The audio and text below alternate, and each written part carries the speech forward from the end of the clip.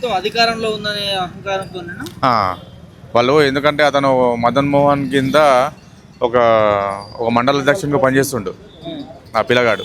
ఎవరైతే ఉన్నారో మా ఊరు నుంచి వాళ్ళ వాళ్ళ కొడుకు మండల అధ్యక్షుడు కుర్మ సాయిబాబా, ఇప్పుడు సర్పంచ్ అయితే పాపయ్య. వీళ్ళంతా ఏంటంటే చిల్లర రాజకీయాలు ఇవన్నీ. ఉమ్.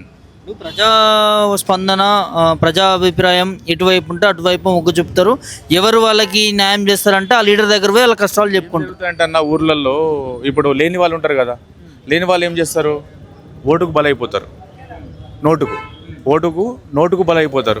నైట్ ఒక 5,000 చేతిలో పెట్టగానే అయ్యో మాకు ఇప్పుడు ఖర్చులకు డబ్బులు లేవు కదా, వీడు ఆదుకున్నాడని చెప్పేసి ఆ ఫీల్ అయిపోయి ఆ ఓటు రాజకీయంతో వాడు గెలిపొందిండ అంతే.